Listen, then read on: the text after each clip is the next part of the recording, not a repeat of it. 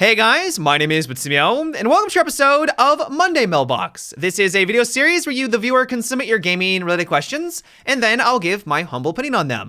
To get the formalities out of the way real quick, if you'd like to submit your own question for an upcoming episode, you can do so by leaving a comment down below, or by sending me a Facebook or Twitter message. The first question for today comes from Cameron, and it is, what do you think about an upgrade to DMRs where you have an offset sight so you could have a 3x optic, but also have a reflex on the side of the weapon?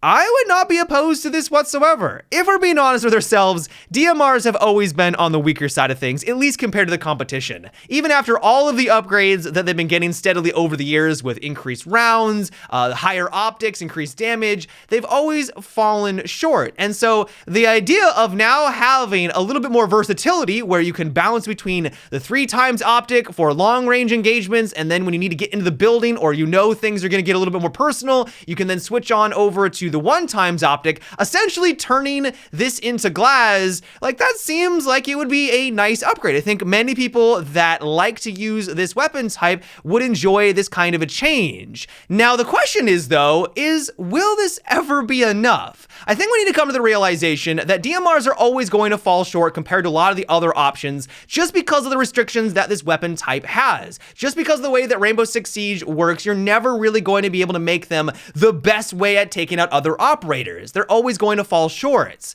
And so what I would much rather Ubisoft do is try to make it so that DMRs just bring more utility to the offensive team. When I'm playing someone like Thermite, for example, I'm not bringing him because he's necessarily the best at taking out other operators. If I wanted that, I'd play someone like Ash or Zofia. I'm using him because of his utility of getting through a wall. I find that to be incredibly valuable. That's going to be more likely to help my team actually secure the win. And so I'm sacrificing some of that kill potential so that I can help my team in some other way. I feel like Ubisoft, if they want to make these weapons more viable in the grand scheme of things, need to have that similar mentality. And so one idea that I love is make it so that DMRs are effective at taking out some of the more indestructible gadgets in the game. What if you were able to take out a Maestro or a Malusi gadget with like 5 to 10 shots? Or if that's too powerful, because I'll be honest, that is very strong, what if it would disable it for a short period? So just like as if you use an EMP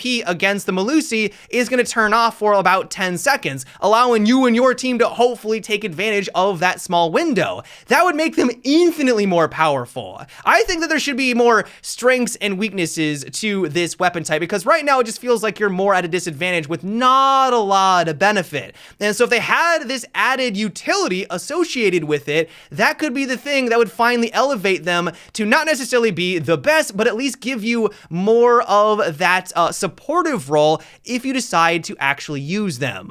In general, though, I do like your idea. Giving players a bit more versatility when they're using this so that at long range you can have the 3x and up close you can switch on over to something that's a bit more appropriate. I do think that that would be a slight upgrade and could make them more enjoyable, but I really believe that if Ubisoft wants to make them a viable option, at least in a more competitive sense, I think they need to do something a bit more drastic. I don't know if this would make them too strong. We don't want to have a situation where offense feels like it's required to have at least one player on their team running this to be viable. We don't want that, but I would love for Ubisoft to at least explore something like this in the future just to see if it would work. But that is just me. The next question comes from Bo, and it is, what about a Valkyrie nerf where when you throw her camera outside, they only work for a set amount of time and then go offline?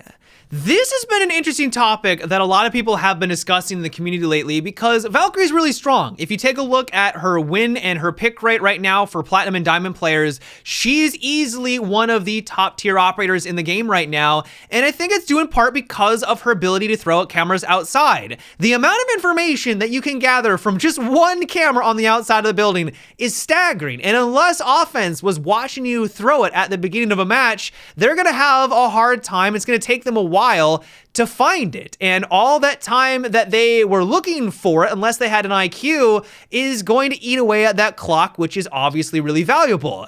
And so many people like Macy J, big content creators, a lot of people in the community have been talking about removing this functionality because specifically, why does she have this ability? Every other operator on defense who has some sort of camera device, as soon as it goes outside of the building, like Mozzie and Echo, it gets disabled. You can no longer use it. And so why can she specifically do this? Now, some people will argue that this has been in the game since the very beginning. This seems silly to be arguing about it now, and to some extent I agree. This is one of the things that does make her very unique, but I can also see the other side of the story. If this was removed from her, I still think that she'd be a top tier operator, but it would reduce the amount of headaches that happen when you do go against her. There would be less runouts. She wouldn't be able to know your exact location and run out instantly get a headshot against you. That would be a lot more challenging for her to pull off. But at the same time, this would be a gigantic change. Valkyrie, really to her core for the longest time, has been about being able to have this ability. And as soon as you remove it,